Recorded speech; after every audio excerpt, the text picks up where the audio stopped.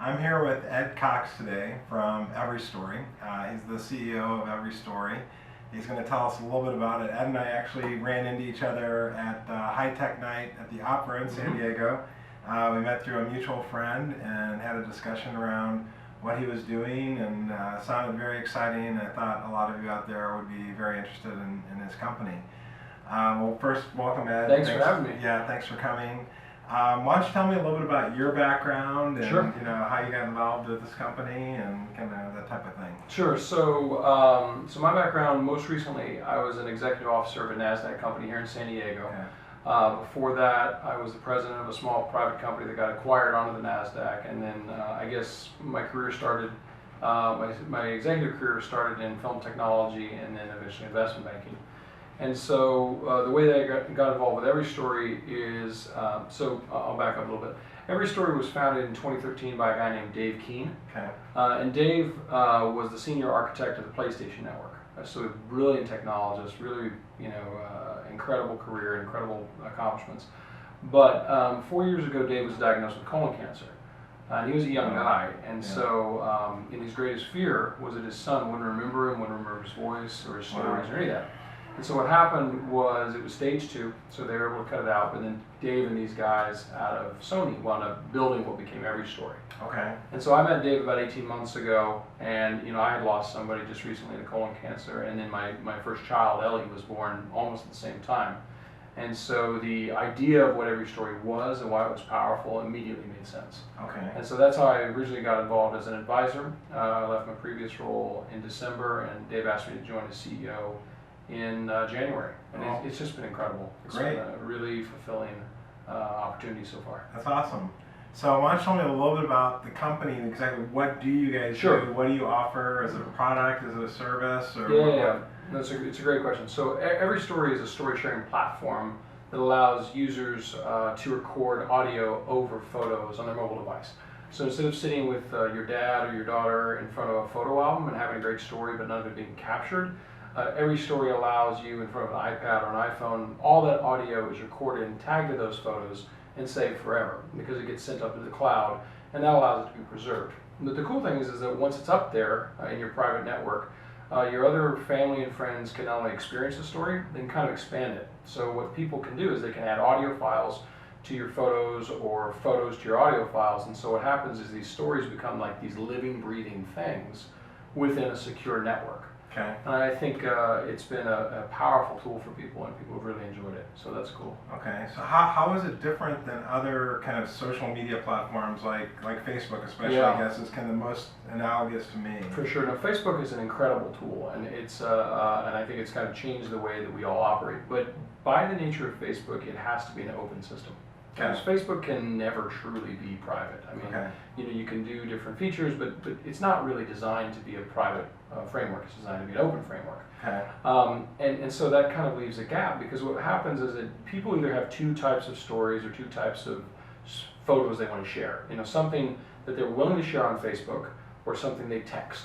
There's no really in between. Okay. And so what EveryStory is trying to do is, there are some stories that are intimate enough or important enough that you want to share with the 5 people you really know and not the 500 people you kind of know. Okay.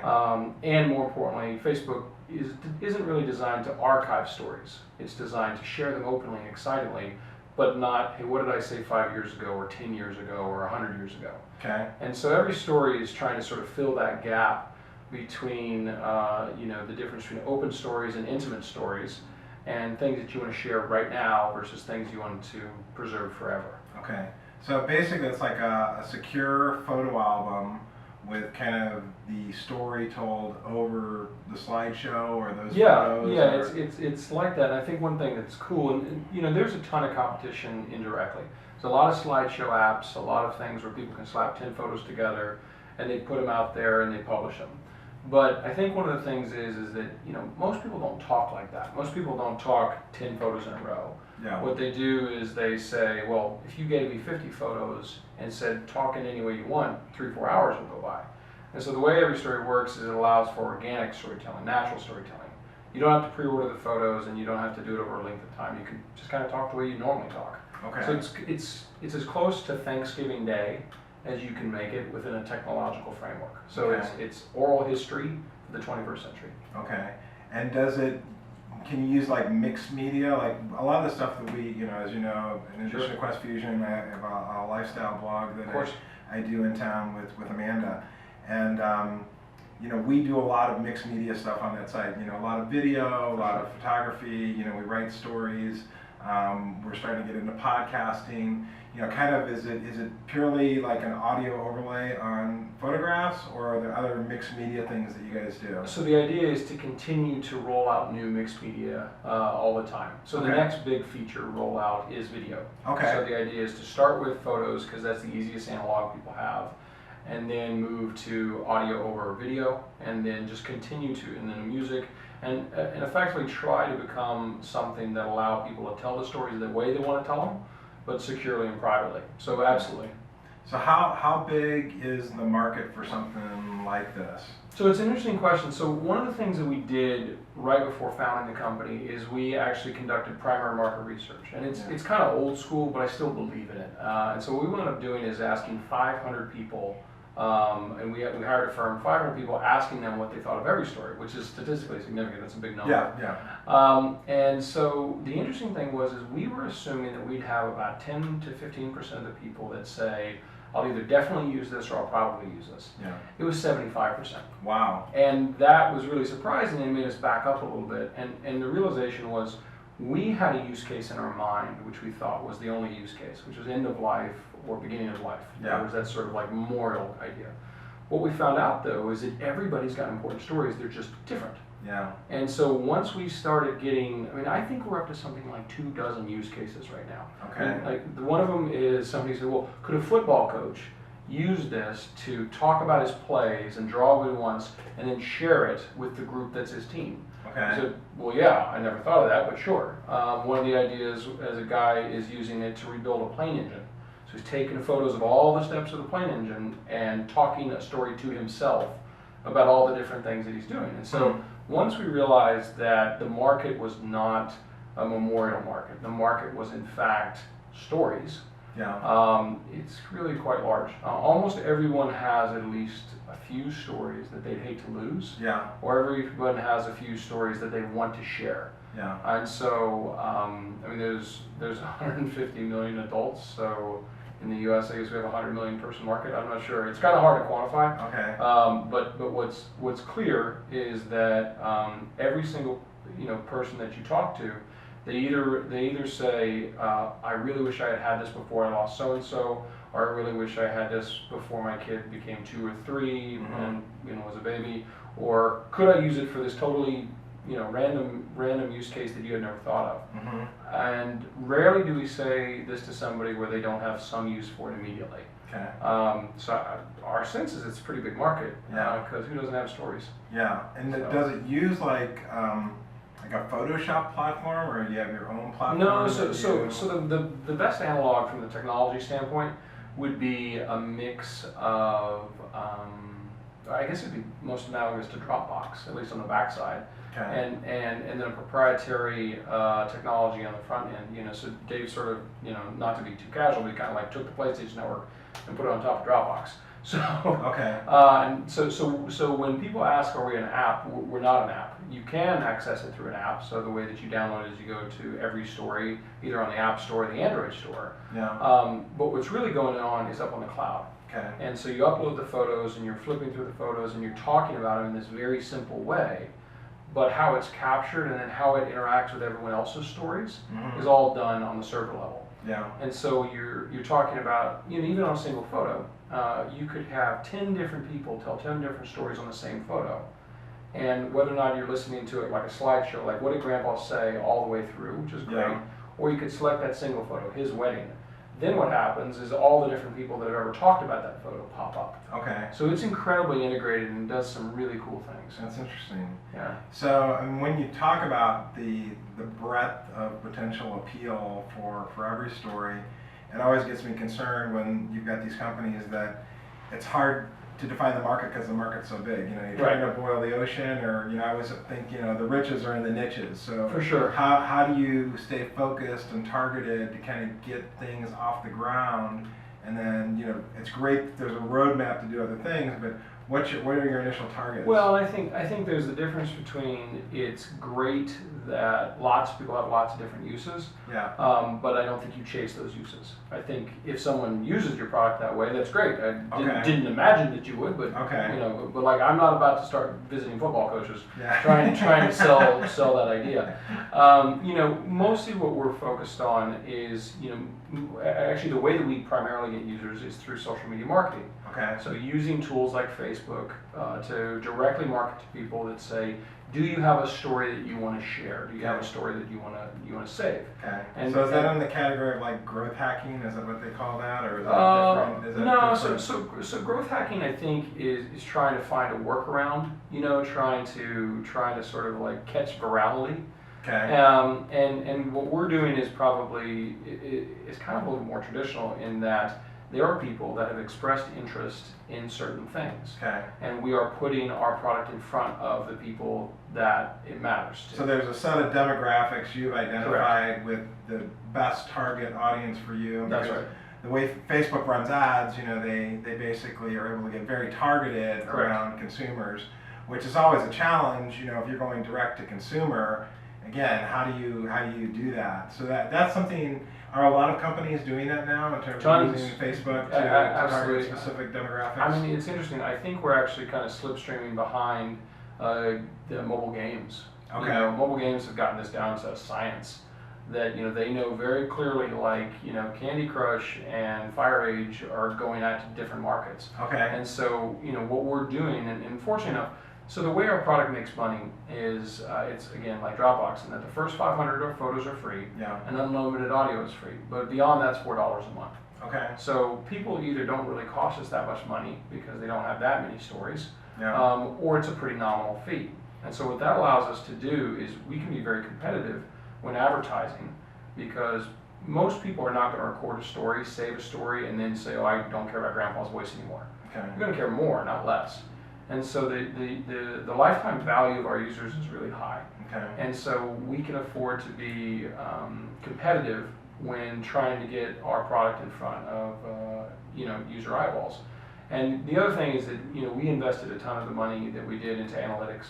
And so we're very, very good about figuring out how many clicks become how many installs, become how many users. Okay. And so we're that's actually, in my mind, one of our competitive advantages is that we are very detailed about that. We can get it down to the pennies. And so as long as you are able to acquire users through clicks and installs and registrations for significantly less than they're worth to you, then it's a hyper scalable model. Okay. So we are able to acquire users at approximately 1/5 of their value to us. Okay. So the customer acquisition is, from a margin standpoint, works really well. It does. I call it a wholesome arbitrage.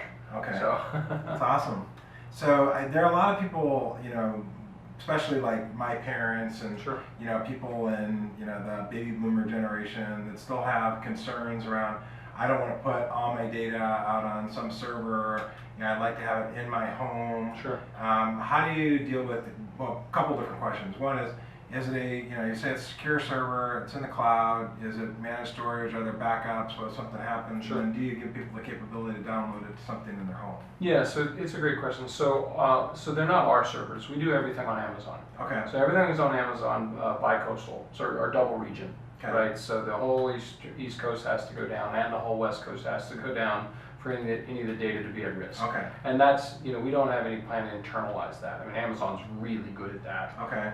Cloud storage is getting less expensive all the time, and they're both from a security standpoint and from just an infrastructure standpoint, they're amazing. Okay. And so effectively we're putting that stuff with them. Dave, obviously, his background has allowed us to build an incredibly secure, scalable product. But when we're thinking about asking people to do these kind of things, it's if you think about how people have stored data in the past, right? Whether it be 8-track or VHS or DVD or flash drive. The problem with all of those things is they do not self-update. In other words, the flash drive is just the flash drive. It doesn't update itself. Right. If you lose it, you'll use it. Versus, Amazon is constantly updating server farms. Amazon and Google and all the people that are in this, So the cloud is the first time, I think, in human history that the information is sort of self-protected. In other words, like, ancient Sumerian scrolls or whatever, I mean, if you lost that, it was gone. Yeah. But the idea is that now the same information is in Virginia and Oregon, and if you wanted to, it could be in Virginia, Oregon, and Singapore. Mm-hmm. It's the exact same piece of information. And the servers, the servers that they used 5 years ago, they don't use anymore because they're updating them all the time. Yeah. And so I think that not just for stuff like us, I think for all information, this is a sea change. Mm-hmm. The idea that CIA backs up its information on Amazon servers is a testament to things have changed. Yeah. And so, I think it's a good idea to back up in more than one spot. But I think the cloud is a totally different type of technology that's going to allow us to back things up in a way that we never could before. Okay. So there's no ability to put it in your home, but do you see, from what you're saying, it's actually more secure and more updatable and more scalable by having it in the cloud. Is there some gap that you have to bridge with consumers or with potential customers to get them comfortable with that idea? I mean, I think, for one thing, we're definitely going to let people do is export the stories if they wish to. Okay. But they would export like a video. So they wouldn't export with all the metadata and all the ability to say, well, how many people talked in this photo and how many people talked in that story. And the reason is it has to be within the system. Okay. Or there is no way to have that integration. In other words, Okay. You wouldn't say, well, I want So you would have to duplicate the whole back end in your home. on some, which is Okay. wholly unrealistic. Okay. But what you could do is say, I want to just export this like a long slideshow. Yeah. So the memories are not, at risk. Okay. The functionality, you'd lose.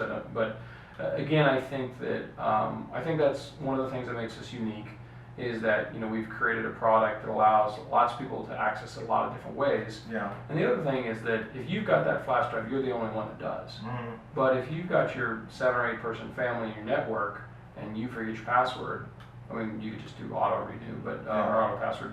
But the point is more than one people have access to the flash drive. Okay. More than one people have access to the security deposit box, and I think that adds security. Okay.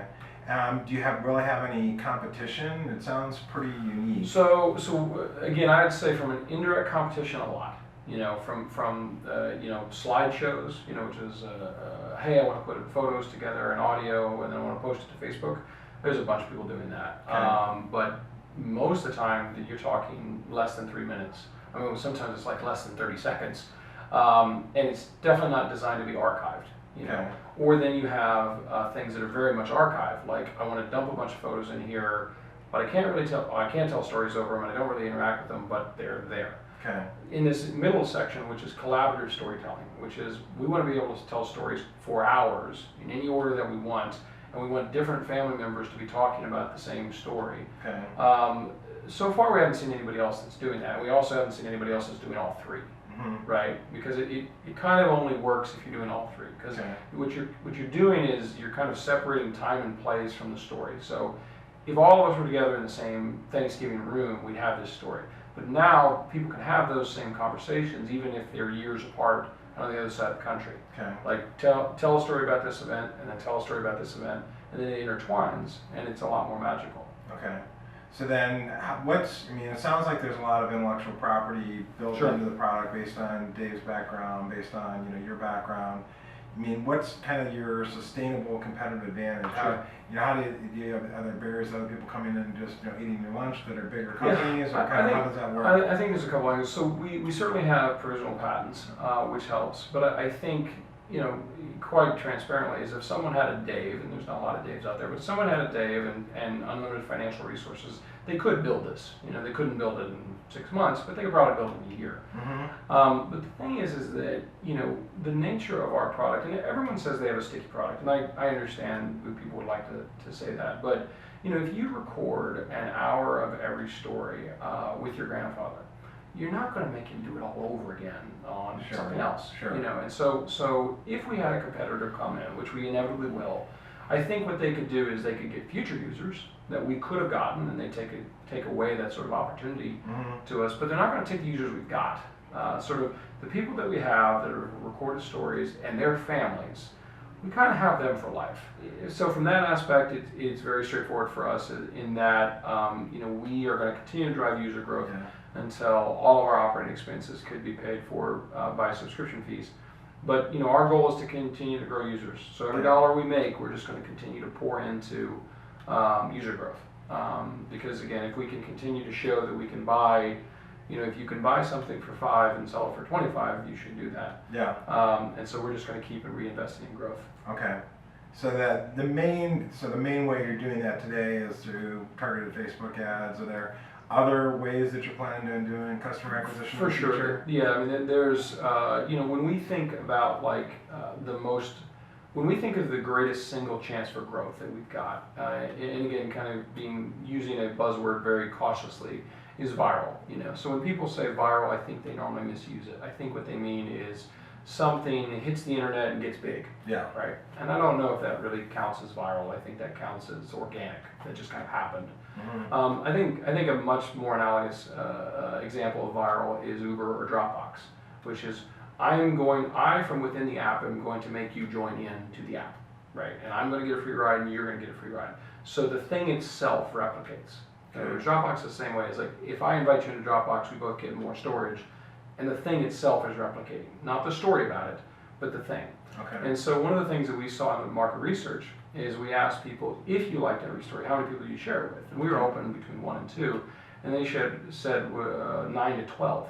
Okay. Which I guess if you go back and think about it, no one's going to create an EveryStory and share it with no one. Mm-hmm. You just wouldn't do that, And so I think from our standpoint, we're going to continue to use mobile marketing to gain a critical mass of users, mm-hmm. because viral, from what we've seen, doesn't really kick in until you've reached a critical mass.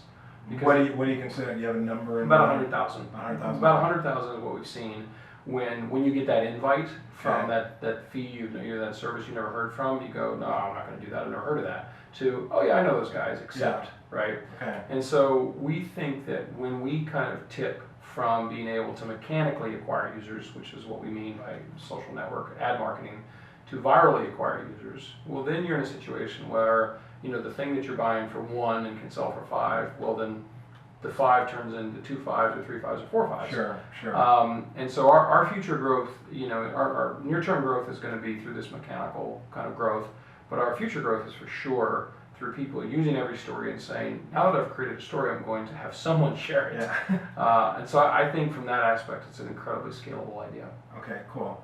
Was there anything that you wanted to talk about that we didn't cover? No, I think it's someone said this to me once they heard what EveryStory was, and it kind of stuck with me. Is that they said it's very hard to do well doing good. It's very hard to find something that's going to socially impact people in a positive way, mm-hmm. that's going to better their lives, and is still a good business model. Yeah. And I think from that aspect, it's been really exciting. I mean, cool. Every single person we've told about it's the way that they react to it is so uplifting, and so sort of so it makes for a really excited team. Everyone feels like they're doing good, and fortunately enough, because of the value in social media right now and the value of users, we can also really do well. Okay, so awesome. How for our viewers, how do you sign up for EveryStory? Sure. So if you're on an iOS device, just type in EveryStory into the App Store. If you're on an Android, do the same. Or if you'd like to sign up through the internet, our website is everystory.us. That's everystory.us. Awesome. Well, thank you so much, Ed. Thanks for the time. This was awesome. Yeah, appreciate it.